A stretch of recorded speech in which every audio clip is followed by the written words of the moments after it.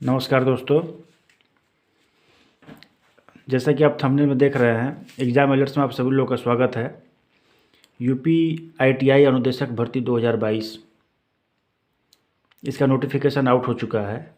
आज हम इसके बारे में पूरा विस्तार से जानेंगे कि क्या सिलेक्शन प्रोसेस है, कितना एक्सपीरियंस चाहिए और CITS इसके लिए ज़रूरी है या नहीं है। इन सारी चीज़ों पे आज हम डिस्कस करेंगे। तो जो भी लोग नए हैं, कृपया वो सभी लोग हमारे चैनल को सब्सक्राइब कर दें अगर अभी तक सब्सक्राइब नहीं किए होंगे तो। चलिए हम वीडियो को स्टार्ट करते हैं। देखिए, यूपी आईटीआई अनुदेशक के लिए जो ऑनलाइन रजिस्ट्रेशन का डेट है वो है आपका 18 जनवरी। 18 जनवरी से आपका रजिस्ट्रेशन शुरू हो जाएगा और इसकी लास्ट डेट 8 फरवरी है। 8 फरवरी तक आप फॉर्म फिल कर सकते हैं और इसका जो एग्ज़ाम फीस है वो भी आप 8 फरवरी तक आप पे कर सकते हैं। और अगर कुछ आपको करेक्शन करना हो, कुछ चेंजेज करना हो फॉर्म में, तो आप 15 फरवरी 2022 तक आप कर सकते हैं। अब बात करते हैं एग्ज़ाम डेट की। तो दोस्तों, इसका एग्ज़ाम डेट दिया हुआ है कमिंग सून, यानी कि अभी एग्ज़ाम डेट इसका फिक्स नहीं है। वैसे चुनाव के इलेक्शन के बाद ही होगा एग्ज़ाम आपका।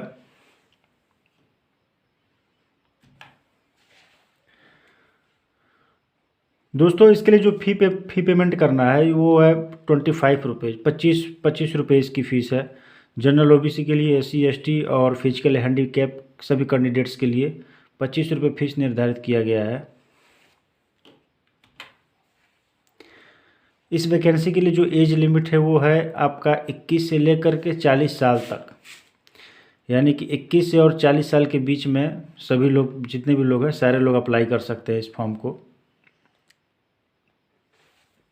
चलिए आगे बढ़ते हैं। दोस्तों, सबसे मोस्ट इम्पॉर्टेंट है क्वालिफ़िकेशंस। देखते हैं इसमें क्या क्वालिफ़िकेशंस है, क्या क्या चीज़ क्राइटेरिया है इसमें मांगा गया है। तो सबसे पहला है जो यूपी ट्रिपल SC पेट एग्ज़ाम पास्ट। तो जो 2021 में जो पेट का एग्ज़ाम हुआ था, सिर्फ वो क्वालिफाइड लोग ही इसमें बैठ सकते हैं इस मेंस एग्ज़ाम में। तो सबसे पहला क्या है कि यूपी ट्रिपल SC पेट एग्ज़ाम पास। दूसरा क्या है कि कैंडिडेट्स हाई स्कूल पास होना चाहिए प्लस ITI का सर्टिफिकेट होना चाहिए। रिलेटेड ट्रेड में ITI की सर्टिफिकेट भी होनी चाहिए आपके पास में, आप हाई स्कूल पास हो। इसके बाद से इसमें कहा जा रहा है कि DGT के द्वारा CITS, ये क्या होता है, ITI के स्कूल में टीचर की ट्रेनिंग होती है, तो इसका भी सर्टिफिकेट इसमें बहुत ही ज़रूरी है। नीचे दिया भी गया है, एडवर्टीजमेंट में दिया गया है कि माध्यमिक शिक्षा परिषद उत्तर प्रदेश हाई स्कूल परीक्षा या सरकार द्वारा समकक्ष मान्यता प्राप्त कोई परीक्षा अवश्य उत्तीर्ण की हो। तो पहले बात किया जा रहा है कि हाई स्कूल परीक्षा पास हो कैंडिडेट्स। दूसरी बात इसमें कही जा रही है, परिशिष्ट के स्तंभ 4 संलग्नक 2 में यथाविध विभिन्न विषयों के लिए अर्हताएँ अवश्य धारित करता हो। विभिन्न व्यवसायों, यहाँ पे बात किया जा रहा है विभिन्न व्यवसायों विषयों के लिए, यानी कि ये ITI से जो रिलेटेड ट्रेड्स है उसमें सर्टिफिकेट होना चाहिए आपके पास। उसके बाद से यहाँ पे दिया हुआ है, जो थर्ड स्टेप दिया हुआ है वो है DGT के अधीन विभिन्न व्यवसायों में से किसी भी व्यवसाय में सुसंगत राष्ट्रीय शिल्प अनुदेशक प्रमाण पत्र और अन्य अर्हता यदि कोई हो तो जो विशिष्ट परिशिष्ट स्तंभ में विहित हो धारित करना आवश्यक है। DGT के अधीन विभिन्न व्यवसायों में किसी व्यवसाय में राष्ट्रीय शिल्प अनुदेशक प्रमाण पत्र की बात कही जा रही है, तो यही है CITS, जो कि ज़रूरी है। अगर आपके पास कहीं पे एक्सपीरियंस है, किसी ITI कॉलेज में एक्सपीरियंस है, कहीं टीचिंग किए हैं,